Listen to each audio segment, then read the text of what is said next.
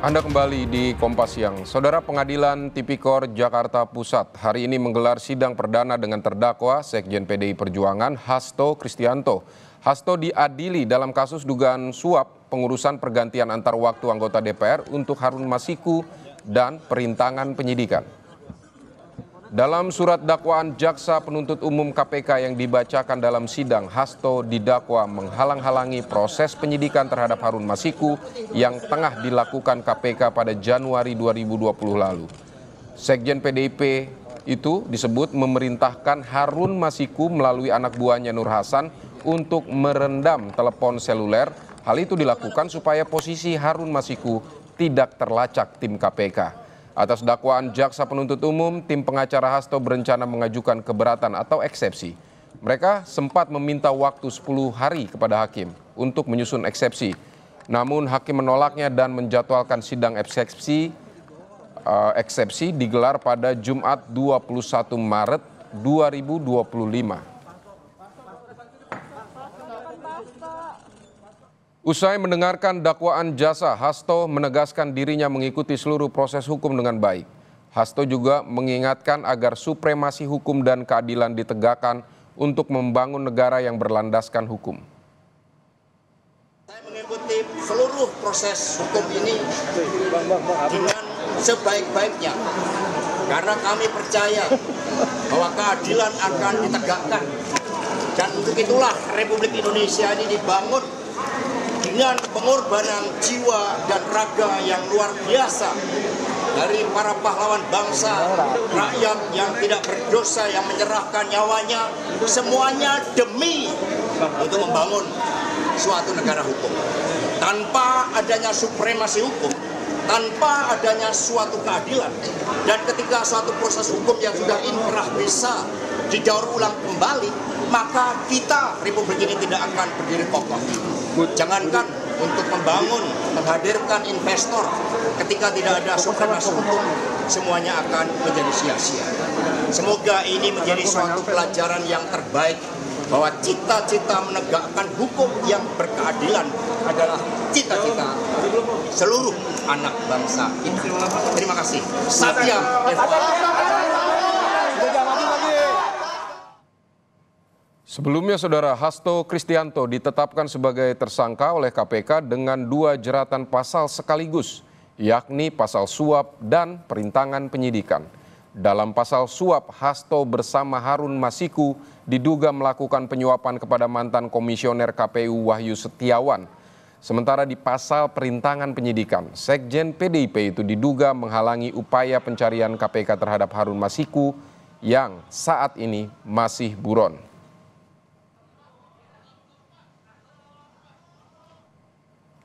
Hasto Kristianto diketahui sempat mengajukan gugatan pra-peradilan atas status tersangkanya, tapi gugatan itu tidak diterima hakim. Hasto kemudian melakukan gugatan pra-peradilan kedua, tapi gugatan itu juga telah dinyatakan gugur oleh Pengadilan Jakarta Selatan. Kala itu Hakim Tunggal Pengadilan Negeri Jakarta Selatan Afrizal Hadi menyebut berkas perkara tindak pidana Hasto telah dilimpahkan ke Pengadilan Negeri Tindak Pidana Korupsi Jakarta Pusat, sehingga hakim pra-peradilan tak punya wewenang lagi untuk memeriksa dan mengadili.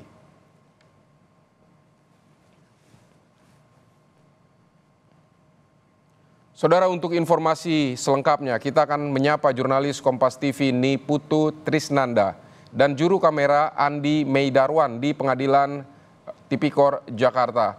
Putu, apa saja poin dakwaan yang disampaikan Jaksa Penuntut Umum tadi?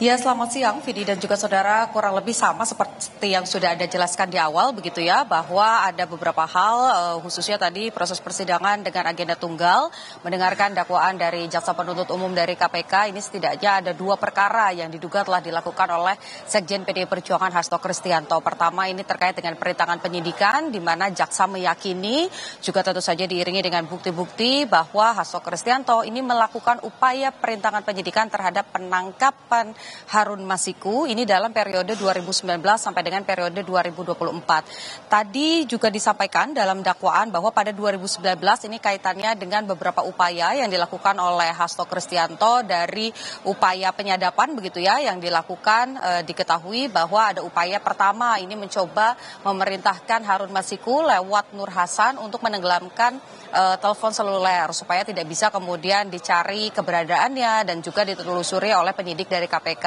Tak hanya itu juga ada arahan untuk kemudian datang ke kantor DPP di mana kalau berdasarkan keyakinan dari jaksa penuntut umum ini secara radar begitu posisi dari Hasto Kristianto ini juga ada di lokasi yang sama dengan Harun Masiku. Kemudian setelah itu baru ke PT IKA dan setelah itu baru penyidik dari KPK ini tidak bisa menemukan Harun Masiku sampai dengan hari ini dan juga belum ditangkap dan statusnya masih merupakan DPO. Tidak hanya pada tahun 2019 saja tapi juga pada tahun 2024 di mana jaksa meyakini ada upaya untuk menghilangkan barang bukti di mana Hasto Kristianto ini memerintahkan stafnya Kusnadi untuk kemudian menenggelamkan atau memasukkan telepon seluler ini ke dalam air supaya ini menjadi kegiatan atau sifatnya antisipasi jika nanti penyidik KPK ini melakukan upaya paksa pada proses penyelidikan ya waktu itu dilakukan dan Hasto Kristianto juga dipanggil sebagai saksi.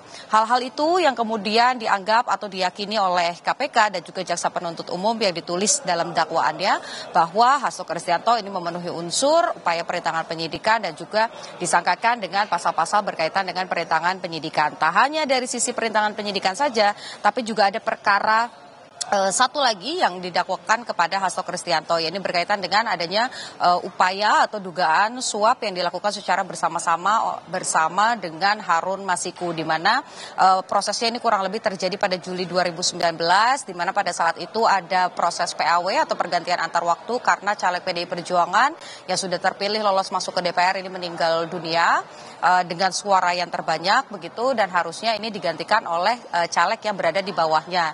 Di peringkat ketiga ada Rizky Aprilia, tapi kemudian yang diperintahkan untuk maju menggantikan posisinya adalah Harun Masiku yang pada saat itu ada di peringkat ke-6. Nah, karena permintaan dari Hasto Kristianto ini kemudian ditolak oleh Rizky Aprilia sehingga ada upaya lain yang dilakukan oleh Hasto, yaitu dengan cara menghubungi atau membuka komunikasi dengan KPU dan juga Bawaslu. Hal ini juga yang kemudian masuk dalam dakwaan dan diyakini oleh jaksa penuntut umum bahwa bukan hanya Harun Masiku saja yang melakukan proses penyuapan, tapi Hasto Kristianto dalam hal ini juga turut serta begitu ya bersama-sama melakukan upaya-upaya tersebut. Tapi lagi-lagi ini masih tahap pertama. Vidi dan juga saudara, sehingga kita harus menunggu lebih dulu, baik itu kubu Hasto Kristianto ataupun juga kubu dari jaksa penuntut umum ini harus sama-sama membuktikan di ruang sidang mana klaim yang benar dan saksi, kemudian fakta-fakta juga mana yang benar, sehingga nanti majelis hakim bisa memutuskan di depan ruang persidangan. Vidi. Baik, Niputu Trisnanda, terima kasih untuk laporan Anda dari Pengadilan Tipikor Jakarta.